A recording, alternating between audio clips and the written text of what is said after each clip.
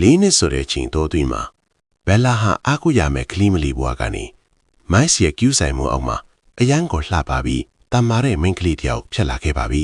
ဒီနေ့မှာတော့သူမအလွမ်းဆုံးဖြစ်တဲ့မိုက်စ်တယောက်ခီးကပြန်လာတော့မှာပါမိုက်စ်အကြိုက်ဆုံးဟင်းလျာဒီကိုကိုယ်တိုင်စီစဉ်ပြီးညစာအတူစားဖို့သူမပြင်ဆင်နေပါတယ်ဒါပေမဲ့အချိန်တွေသာကုန်သွားတဲ့တထေးကြီးမိုက်စ်ကတော့အင်းကိုဆိုက်ဆိုက်မြိုင်မြိုင်ရောက်မလာသေးပါဘူးညနေတထဲနဲ့လာတာတောင်မိုက်စ်ပြန်မလာသေးတာကြောင့်ဘယ်လာတယောက်စိုးရင်ကြီးနဲ့စောင့်ရင်အိပ်ပျော်သွားခဲ့ပါတယ်ရုတ်တရက်တကားဖွင့်တန်းကြောင့်သူမနိုးလာတဲ့အချိန်မှာတော့သူမမြင်လိုက်ရတာကဒဏ်ရာတွေနဲ့အတူအင်အားချိနေနေတဲ့မိုက်စ်ကိုပါမာစတာမိုက်စ်ဘာဖြစ်တာလဲလို့မေးပြီးကူညီဖို့စူးစမ်းတဲ့ဘယ်လာကိုအသိစိတ်လွန်နေတဲ့မိုက်စ်ကအတင်းကျပ်ဆွဲလဲလိုက်ပါတယ်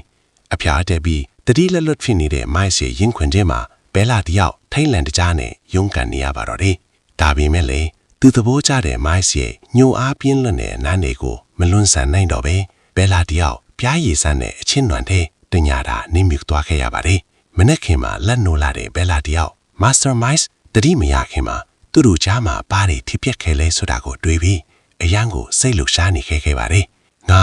မာစတာမိုက်စ်နဲ့ဒီလိုမျိုးတွေလှုပ်လိုက်မိတာလားဆိုပြီးသူမကိုသူမမယုံနိုင်အောင်ဖြစ်နေခဲ့တာပါမာစတာမိုက်စ်တတိရလာရင်ရှက်စရာတွေဖြစ်ကုန်မှာဆိုလို့ဘယ်လာဟာအဖြစ်ပြတ်မှန်သမျှကိုဖုံးခွယ်ကိုစူးစမ်းပါတယ်သူတို့နှစ်ယောက်ချမ်းပြင်ပေါ်မှာအတူရှိနေခဲ့တဲ့အထောက်ထားတွေကိုဖျောက်ဖျက်ပြီးအမြန်ဆုံးအခန်းထဲကနေထွက်ခွာသွားခဲ့ပါတယ်နောက်တစ်နေ့မနေ့မှာတော့ဘယ်လာဟာမာစတာမိုက်စ်နဲ့မျက်နှာချင်းမဆိုင်ရတာကြောင့်အိမ်ကနေခဏထွက်သွားဖို့ဆုံးဖြတ်လိုက်ပါတယ်အဝယ်စားတွေအမြန်ထုတ်ပြီးခီးဆောင်အိမ်နဲ့ထွက်ဖို့ဖြစ်နေတော့မှပဲသူမမမျောလင့်ထားတဲ့လူကအခန်းထဲရောက်လာပါတော့တယ်မာစတာမိုက်စ်ကဘယ်လာကိုတွေ့တဲ့အခါဘယ်ကိုသွားမလို့လဲလို့မေးလိုက်ပါတယ်ဘယ်လာတယောက်စကားတွေထင်ကုန်နေတော့မှပဲမာစတာမိုက်စ်ကသူမရဲ့လက်ပြီးမှရှိနေတဲ့နေရဲနေတဲ့အမရထားကိုတတိပြုမိသွားပါတယ်ဒါကပါလေဘယ်သူလောက်လိုက်တာလဲဆိုတဲ့မာစတာမိုက်စ်ရဲ့ဒေါသတကြီးမိခွန်းနဲ့အတူဘယ်လာတယောက်ဘယ်လိုဆက်လက်ရင်းဆိုင်သွားမလဲဆိုတာကတော့